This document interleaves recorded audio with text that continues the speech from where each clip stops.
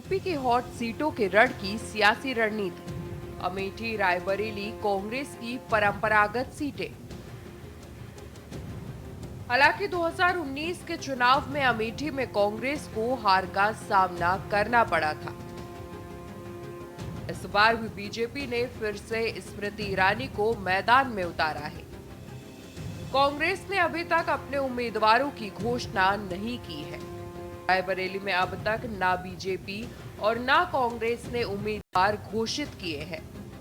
इन दोनों सीटों पर पांचवें चरण में 20 मई को वोटिंग होनी है। 26 अप्रैल से 3 मई तक नामांकन भरे जाएंगे। कौन लड़ेगा चुनाव? उत्तर प्रदेश की हॉट सीटों अमेठी और रायबरेली से कौन चुनाव लड़ेगा, अब तक कांग्रेस की तरफ से इसका ऐलान नहीं किया गया है। अमेठी से राहुल गांधी चुनाव लड़ते आए हैं, जबकि रायबरेली सोनिया गांधी की सीट रही है। सोनिया गांधी राज्यसभा पहुंच गई हैं, इसलिए इस बार वो यहां से चुनाव नहीं लड़ेंगी। ऐसे में अमेठी और रायबरेली सीट को लेकर सस्पेंस बना हुआ है। लोकसभा चुनाव के पहले चरण के लिए 19 अप्रैल को वोट डाले जाएंगे। ऐसे में राजनीतिक पार्टियां जोर शोर से चुनाव प्रचार में जुटी हैं। भाजपा के नेतृत्व वाला एनडीए गठबंधन 400 से ज्यादा सीटों पर जीत का दावा कर रहा है, तो वहीं विपक्षी पार्टियां सत्ताधारी दल पर जुमलों की सरकार होने का आरोप लगा रही हैं और उनका कहना है कि लोकतंत्र में जनता तय करेगी कि कौन कितनी सीटें जीतेगा। इसी बीच कांग्रेस से जुड़े सूत्र बताते हैं कि अमेठी से राहुल गांधी चुनाव लड़ सकते हैं। बताया जा रहा है कि वायनाड में वोटिंग के बाद राहुल गांधी खुद इस पर फैसला लेंगे। आपको बता दें कि वायनाड में 26 अप्रैल को वोटिंग होनी है। राहुल गांधी यहां से उम्मीदवार हैं। वायनाड में वोटिंग के बाद राहुल फैसला करेंगे कि वो अमेठी से लड़ेंगे या नहीं। लंबे समय से कांग्रेस का अमेठी और रायबरेली दोनों सीटों पर कब्जा रहा है, लेकिन बीते चुनाव में अमेठी सीट पर कांग्रेस को हार मिली थी। अब इस सीट से कौन चुनाव लड़ेगा, इसको लेकर अभी तक पत्ते बंद है।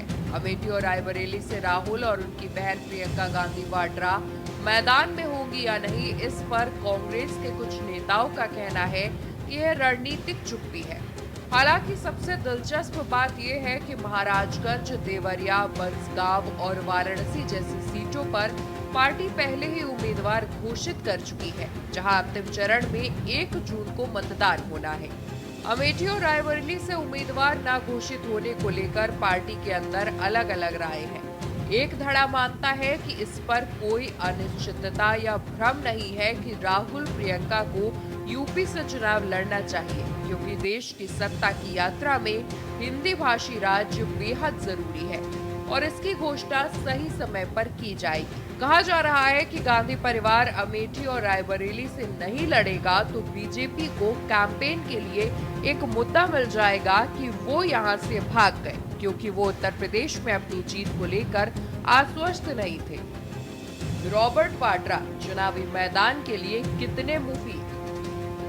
हालांकि अमेठी से प्रियंका गांधी के पति रॉबर्ट वाड्रा ने भी चुनाव लड़ने में दिलचस्पी दिखाई है।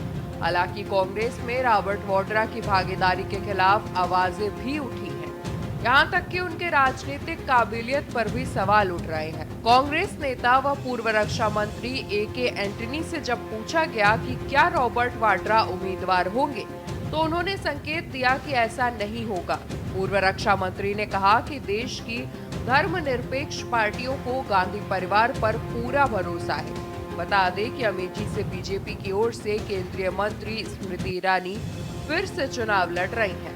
अमेठी के लोगों को लग रहा है कि उन्होंने गलती की कि स्मृति जी को जिताया और राहुल को वहाँ से जो भी है कि कोई और कंस्टिट्यूंसी ढूंढनी पड़ी या जो भी है, पर मुझे लग रहा है कि वो चाहते हैं कि गांधी परिवार का कोई भी सदस्य वापस आए, वहाँ वो भारी बहुमत से जिताएंगे।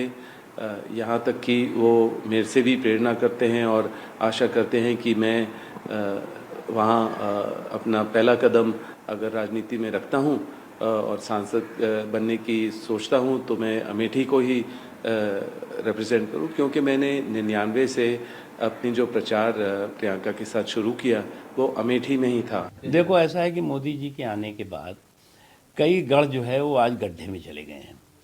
कुछ लोगों को लगता था कि ये हमारा गढ़ है, अमेठी को, रायबरेली को तो इस परिवार ने जो है च्युइंगम की तरह चबाया और चलता बनाया वहाँ के लोगों को। न उनका विकास किया, न उनके बारे में विश्वास पैदा करने की कोशिश की। उनका आज जो है वो एक माहौल बदला है। अमेठी में आज परिवर्तन का माहौल आया है। आज विकास की जो है वो रोशनी दिखाई पड़ रही है।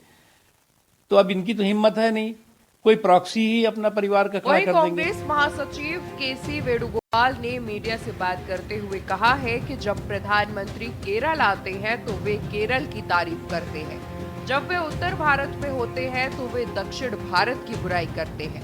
भाजपा का ये मिशन इंडिया काम नहीं करेगा, खासकर दक्षिण भारत में। केसी वेणुगोपाल ने कहा कि जब से चुनाव प्रचार शुरू हुआ है तब से पूरे देश में हमारी स्थिति बेहतर हुई है। हमें खबरें मिल रही हैं कि कांग्रेस और विपक्षी गठबंधन अच्छा कर रहा है।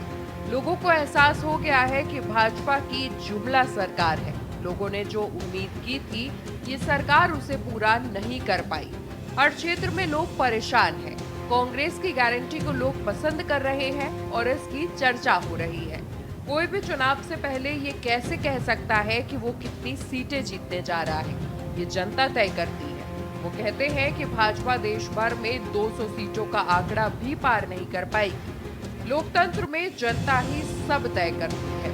राहुल गांधी केरल के वायनाड से नामांकन कर चुके हैं, लेकिन अभी तक ये साफ नहीं है कि वो अपनी पारंपरिक सीट अमेठी या रायबरेली से चुनाव लड़ेंगे या नहीं।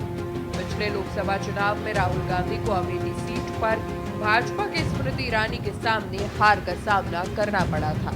जब इसे लेकर कांग्रेस के महासचिव केसी वेणुगोपाल से सवाल किया गया तो उन्होंने कहा कि कौन कहां से चुनाव लड़ेगा इसका फैसला पार्टी करेगी और समय आने पर फैसला किया जाएगा। सबसे अहम बात राहुल बनाम मोदी पिच से संबंधित है। फिलहाल लोकसभा 2024 पूरे भारत में राहुल बनाम मोदी चुनाव है।